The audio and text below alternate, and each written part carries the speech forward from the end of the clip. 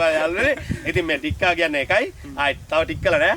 නේ යුද්ධය ඉවරයි කිව්වට ඉවරයි නෑ. යුද්ධය ඉවර නෑ. තාම යුද්ධය තියෙනවා වගේ තමයි අපිට ඉතින් ගහලා මෙහෙ ඉන්නේ. ඌ යනවා නීල බැම පැත්තට. එහෙ කෙට්ට ගහනවා. එහෙ ගහලා ඉන්නේ. ඌ යනවා කරවල කස්සා දිහා. ලොකු එකනොත් අණ්ඩ පාලය කරන්නේ. අණ්ඩ පාලය කරන්නේ. ඔය කබරයා වගේ බඩුවක් තමයි. අපි වගේ වුණා ඕක. උන්ගේ රැල්ලලත් ඉන්නනේ අපි වගේ. අනිවාර්යයෙන්. එහෙම නෑ එහෙම හිතන්න එපා. ඔයගොල්ලෝ කන හැම බත් ඇටයක්ම මේ ගොවියා රෑ නිදි මරාගෙන තමන්ගේ දරු පවුල ගෙදරින් තියාගෙන දුක් විඳලා තමයි ඔය යවන්නේ. අනිවාර්යයෙන්. මිනිස්සු කුලප්පු වුණොත් ඒක හරිම භයානකයි. හරිම භයානකයි. අලි කුලප්පු වුණාට හපන් මිනිස්සු කුලප්පු වුණොත්. ගම් වලට කුඩු වෙන්න හේතුව දන්නවද? කුඩු වෙන්න හේතුව අයියේ මේ වගේ දර හිටියන චූ යනවා. සාලේව පුරවරයට ආවා. හම්බෙලා යන්න ආවා. ඉතින් ආදරේ මොකද ඒකට හේතුව එක එක්කෙනාට තියෙනවා එක එක්කෙනාට විශේෂිත ලක්ෂණ. සමහර අය වෙනස් සමහර අය තවත් වෙනස්. ඉතින් වෙනස් පුද්ගලයෙක් කම්මෙන් ආවේ ආදරයට බලන්න ආවේ. මොකද ටික්කාගේ තාත්තා මට හම්බුණා. ටික්කාගේ තාත්තා කියන්නේ හරි සුන්දර මිනිස්සෙක්. ඉතින් කොල්ලෝ පහක් එක්ක ඉන්න ඒ දැවන්ත චරිතය. දැවන්ත කොට හරි චූටි. හැබැයි මෙන්න මේගොල්ලෝ ලෝකේ හොල්ලන්න ඉන්න මිනිස්සු. ඒකට හේතුව ලෝකයේත් එක්ක හැප්පිලා ලෝකයාගේ හිත දිනා ගන්න පුළුවන් නම් ඒක වෙනම කතාවක්. මෙන්න මේ ඉත තියෙන පැල ඔබලා දැකලා තියෙනවා. සෑහෙන කාලයක් දැකලා තියෙන හොඳ views කිය පැලක්. ඉතින් මේ පැල ඇත්තටම ගහන්න මේ පැල ගහලා තින්නේ ඇත්තටම මේ අලි ප්‍රශ්නේ නිසා. ඉතින් සමහර මිනිස්සු හිතනවා ඇති මේ අලි ප්‍රශ්නෙත් එක්ක මේක ජෝක් එකක් කියලා. ඇත්තටම ජෝක් කියන්නේ මේ අලි ඉන්නවා. මේ දැන් මේ මෙයාලගේ කුඹුරුයයි නේ? නෑ කුඹුරුය මේවා පොල් කැල්ලයි කුඹුරු කැල්ලයි. ඉතින් මේකේ වගා කරලා තියෙන දේවල් බේර ගන්න නම් මේගොල්ලන්ට මේ අලිත් එක්ක බෑ. ඉතින් අලියෙක් ගහලා යාළුවා මරනවා. කියන්නේ නෙමෙයි අයියේ මේ සාමාන්‍ය මරනවා. ඉතින් ගොඩක් කට්ටිය මැරලා තියෙනවා. මේ යුද්ධය ඉවරයි කිව්වට ඉවරයි නෑ. යුද්ධය ඉවර නෑ. තාම යුද්ධය තියෙනවා වගේ තමයි අපිට ඉතින් මේ ඒ කියන්නේ යුද්ධ කාලෙත් මෙහෙ ප්‍රශ්න තිබුණා. ඔව් මේ විල්පත් එහා පැත්තේ. එහා පැත්තේ. ඔයාලට සායන් තිබුණානේ. ඔව් මේ එහා ගමට ගැහුවා. ඒකම දැන් අලි ප්‍රශ්නේ. ඒ කාලේ නම් තිබිලා තියෙනවා. අපි දැන් ලොකු වුණාට පස්සේ තමයි ඒක දැනෙන්නේ. මොකද ඒක එතකොට පැල රකින්න දෙන්නේ එතකන්. ටික්කගේ භාෂාවෙන්ම තමයි කතා කරනවා නම් ආසයි නේද? ආයි බය යාළුවනේ කියලා. ආදිවාර. ආයි බය යාළුවනේ. ඉතින් මේ ටික්කා කියන්නේ එකයි. ආයි තව ටික් කළා නෑ. නෑ වෙන ටික් කළා නෑ. එක බ්‍රෑන්ඩ් එකයි.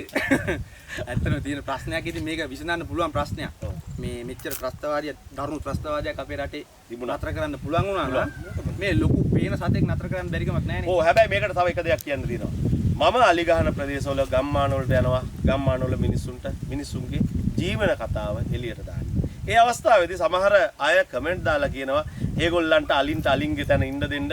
මේ අලින්ගේ තැන ගිහිල්ලා මේ මිනිස්සු අල්ලන් ඉන්නේ කොහොමද කියලා. හොඳට මතක තියාගන්න ඉල්ල. උත්තරයක් දෙන්නද ඒක? උත්තරයක් දෙන්න ඕනේ. ඒ කියන මිනිස්සුන්ට කණ්ඩ බත්පත යවන්නේ කවුද කියලා කිව්වා. ඔය කෑම වෑංජනේ තියෙන ලස්සනට තියෙන බටු ටික, මෑකරල් ටික, තිබ්බොටු ටික, එතකොට මේ බතල ටික, මඤ්ඤොක්ක ටික යවන්නේ කවුද? බඩිරුඟු ටික යවන්නේ කවුද? වී ටික යවන්නේ කවුද? එහෙම නෑ එහෙම හිතන්න එපා. ඔයගොල්ලෝ කන හැම බත් ඇටයක්ම මේ ගොවියා රෑ නිදි මරාගෙන තමන්ගේ දරු පවුල ගෙදරින් තියාගෙන දුක් විඳලා තමයි ඔය යවන්නේ. අනිවාර්යයෙන්. ඒකින්ද මේ පට්ට දුකක් විඳින්නේ මේක විසඳන්න පුළුවන් ප්‍රශ්නයක්. ඒක හරි පුතේ. දැන් ඒකට අමතරව මම කියන්න හැදුවේ දැන් අපේ මිනිස්සු හිතාන ඉන්නවා මේ කොළඹ නැත්තම් මේ නගරය කියන්නේ ඉස්සර කැලවල් නෙමෙයි කියන්නේ. මේ ඉස්සර ඒතකොට ඒවා සත්තු විඳලා නැහැ. දැන් ඒගොල්ලෝ කියන විදිහට ඒකේ සත්තු විඳලා නැහැ. මම කියන්නේ මෙන්න මේ ප්‍රදේශවල ජීවත් වෙන මේ මිනිස්සු මාර දුක් ගැහැට වලින් ජීවත් වෙන්නේ. ඒ මිනිස්සුන්ගේ දුක බලන්න උඹලා එනවා නම් ඒකත් එක පැත්තකින් සතුටක්.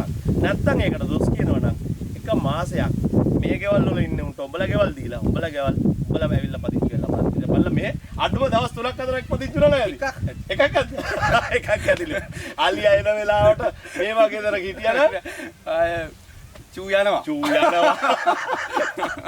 බොරු කතාවක් නෙමෙයි බම් මේවා. අලියා එතකොට කෙලිම අලි වෙලිල්ල ගහපු ගමන් දන්නවා බඩුව කියලා. දාන්නවා. ඒ කියන්නේ අපි එදා යනකොට මෙතන ඉඳලා තියෙන්නේ. පල්ලා ගෙදරින් කිව්වා සත්තු බහලා ඉන්නේ කියලා. සත්තාලිකා පොල් කෑල්ල. මෙතනින් ගියේ අලියා ඉඳලා තියෙන මෙතන. ඔව්. ඒක කැලිලාදී. ගිහිල්ලා දැන් ඇවිල්ලා ඉන්නේ බඩු. සත්තාලිකා වලු වෙලිලා. අම්මට දුන්නා පෑන් ගාලා. අලියාගේ සද්දෙන් හොයන්න පුළුවන් අපිට මේ කොයි අලියද කියලා. මේක ඒ කියන්නේ ඇත්තකට දාන්නවා. ඒක කබරයා කියන එක තමයි ටිකක් දරුණු. කබරේ නම දරුණු. ඌට අහුනොත් දෙනවා. ඌට අහුනොත් දෙනවා වනජීවිකටත් ඌ අල්ලන්න බෑ. ඒතකොට දැන් මෙහෙම. ඒ කියන්නේ හරිම කපටි කියන උගේ මොලේ නම නේ. ඌ මෙහෙ ගහනවා. ගහලා මෙහෙ ඉන්නේ. ඌ යනවා නීල බැම පැත්තට. එහෙ කෙට්ට ගහනවා. එහෙ ගහලා ඉන්නේ. ඌ යනවා කරවල කස්සා දිහා. එහෙ ගහනවා. එහෙ ගහලා ඉන්නේ. ඌ යනවා 18 පැත්තට. එහෙම. ඌ ඒ කියන්නේ ඌට මෙච්චර කාල නැත්තම් ඉන්න බෑ මිනිස්සුත් ඇත්තම වැඩි තියලා හරි මොනාරි කරනවා. ඉතින් මෙහෙමයි සත්තු කරන්නත් ඕනේ නැහැ. සත්තුන්ටත් මේ භූමිය ඕනේ මුළු සියලුම ජීවිත භූමිය දැන් ඔය මේවා එක තියෙන්නේ මොකද්ද මේ අලිවැට? අලිවැට ඒක වැඩක් නැහැ. අලිවැට කේස් එකද අලිවැට ගහන එකට වඩා වැඩි වියදමක් දරන්න ඕන කියලා අලි වෙඩි වලට. ඔව් අලි වැඩි වලට කෝටි එකමාරක් විතර යවනවලු. දැන් දවසකට අපේ පැත්ත එක්කෙනෙක් කියපුවාම අලි වැඩි 5 3ක් දැන් 3ක් දෙන්න. 3යි දෙන්නේ නේද? ඉතින් ගෙදර 3 දෙනෙක් විතර එහෙම ගේනවා. සමහර 3 මදි.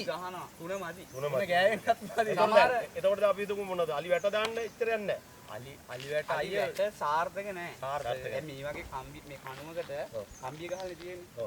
ඕකට කොල්ලක් තියනවා. ටක් ගාලා කඩනවා. එහෙම නැත්නම් දැන් මේ වගේ තැනක නියපොත්ත දාලා තල්ලු කරපු ගමන් කැඩෙනවා. ඔව්. දැන් ඒකට දැන් ඕකට මේ අපේ යෝජනා 3-4ම දිනනවා. ඒක තල්ලු කරපුවම කැඩෙනවා. ආයේ පහවදාට කෙලින් කරනවා. ඒක අලිය බැලලා ඉවරයි. ඉවරයි වැඩේ වෙලා ඉවරයි. දැන් ඕකට ක්‍රමයක් තියෙනවා නම් දැන් යට ස්ප්‍රින් මේකක්.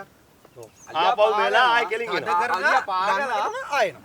ඒකේ කොයි වෙලාවක හරි උබුරුල් වෙනවනේ. ඔව්. ටක් ගාලා ආයෙනවා. එක පාර වැදුනම ඒ නියම වැඩක්.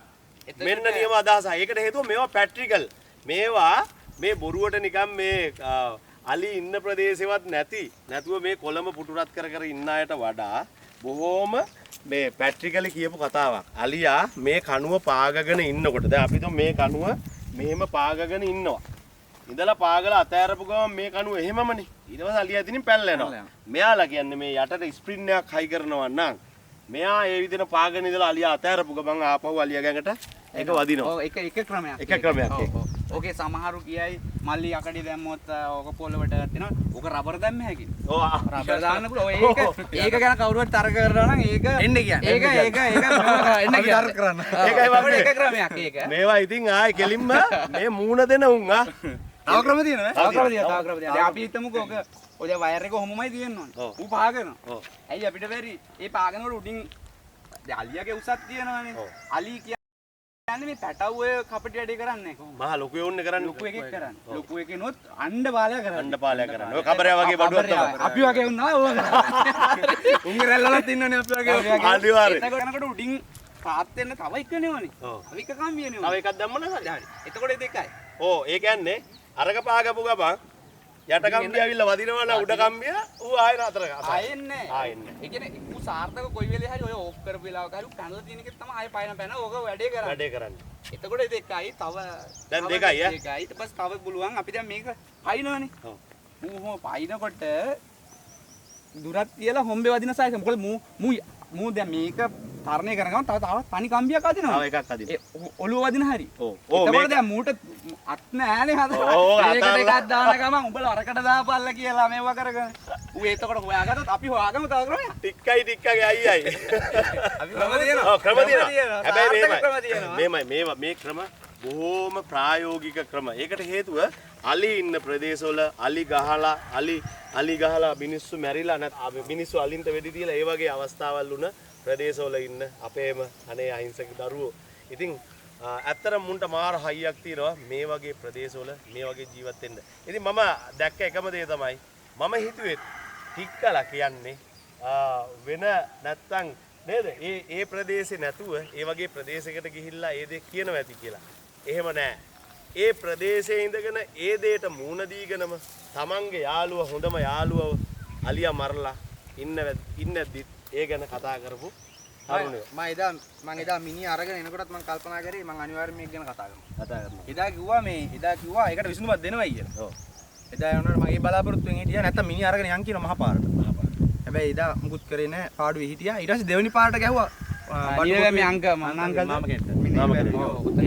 ඊට පස්සේ ඒත් මුකුත් කරේ නැහැ. ඊට පස්සේ ගමේ මිනිස්සු අරගෙන ගියා සාලිය හන්දියට. අරගෙන ගිහලා කෑ ගැහුවා. ඊට පස්සේ තමයි උන් ඇවිල්ලා අලි ටික එහාට තල්ලු කරලා වැට පොඩ්ඩක් අමුණලා දාලා ගියා. ඉතින් වැඩක් නැහැ ආයාව. හැමදේම తాවකාලිකයි බං. මෙහෙමයි. ඔය తాවකාලිකත්වයේ අවශ්‍ය නම් මේ මිනිස්සු මාර කට්ටක් දීලා කට්ටක් කාලා කණ්ඩ නැතුව ඉඳලා උඹලට ඡන්ද දීලා උඹලා ඔතෙන්ට යවන්නේ නැහැ. අනිවාර්යයෙන්. ඉතින් ඒ නිසා මෙන්න මේ ගැන හොඳට හිතපල්ලා. මොකද දන්නවද? මිනිස්සු කුලප්පු වුණොත් ඒක හරිම භයානකයි. හරිම භයානකයි. අලි කුලප්පු වුණාට හපන් මිනිස්සු කුලප්පු වුණොත්. ඒ නිසා කුලප්පු කරන්න එපා බං මේ තරුණ ඉස්සල්ලා කුලප්පුනේ ගොවියෝ ඈ. ගොවියෝ. ඉස්සල්ලාම මතක තියාගන්න ඉස්සල්ලාම කුලප්පුනේ ගොවියෝ. ගොවියෝ තමයි ගේම පටන් ගත්තේ. ඔව් දැන් සමහර කට්ටිය කියනවා මේ පැත්ත අපි අල්ලගෙන අර එහෙම කියනවා කතන්දරයක්. ඒ කට්ටිය මේ කොළඹ මෙහි ඇවිල්ලා වැඩ කරන්න ඕනේ නැහැ. දවල් 12ට විතර පොඩ ඉඳහල්ලකෝ. මම සෙරෙප්පු දාන්න නැති මිනිහනේ. මටත් හරි අමාරුයි මෙහෙ ඉන්න. ඒකට හේතුව ඒ තරම් එක පිච්චෙනවා. ඒ තරම් හරි අමාරුයි. ඉතින් අපි මේ වගේ වෙලාවක කුඹුරු ටික කොටලා. කොටලා. නිකන් ඉන්න බැරි වෙලාව ඇත්තටම අමාරුයි. ඒත් කුඹුරු කොටනවා. ඊට පස්සේ රෑ පැල් රකින්න ඕනේ. ඊට පස්සේ ඉතින් අපිට මේවා කරයි කියලා හාල් කිලෝ එකයි ගන්න. එකමනේ. ගාන එකයි ගාන. අපි ගොලියකට යන්න ඕනෙමයි. අනිවාර්යෙන් ඒ ටික කරගන්න ඕනෙමයි. ඉතින් මේ පැත්තේ දැන් කීයද 1800 1500 තමයි සාමාන්‍ය මම පඩියක් තියෙන්නේ. ඉතින් බා පඩියක් දෙන්නත් කුලී වැඩ දෙන්නත් මිනිස්සු ඉන්න එපා. දෙන්න දින ලල්ලිදා මිනිස්සු ඉන්න එපා. ඉතින් මේක තමයි කතන්දරේ. ඇත්තටම මේ ඔය කර්මාන්ත කරන මිනිස්සුන්ට ශ්‍රමය තියෙනවා ඇති තරම් ශ්‍රමය තියෙනවා. හැබැයි මේ ශ්‍රමයෙන් වැඩ ගන්න සල්ලිකාරයෝ ඉන්නවනේ. මෙන්න මේ ප්‍රදේශවල එක එක ප්‍රොජෙක්ට් පටන් ගන්නවා. ඉඩම් දියන ඕන තරම් ගම් වලට කුඩු වෙන්න හේතු දන්නවද? කුඩු වෙන්න හේතුව අයියේ දැන් කොළඹනේ කොළඹ වාසී දෙන කුඩු වැඩි කුඩු වැඩි පුරුදු. මේ ජොබ් නෑ. ඔව්. ඒතකොට කොල්ලෝ මොකද කරන්නේ යනවා කොළඹට. කොළඹ ගිහපුවා අම්මත් නෑ තාත්තත් නෑ සහෝදරයෙක් නෑ මුකුත් නෑ ඌට ඌන විදියට ඌ හම්බ කරලා ජෝකි දානවා අරකට ඇබ්බැහි වෙනවා.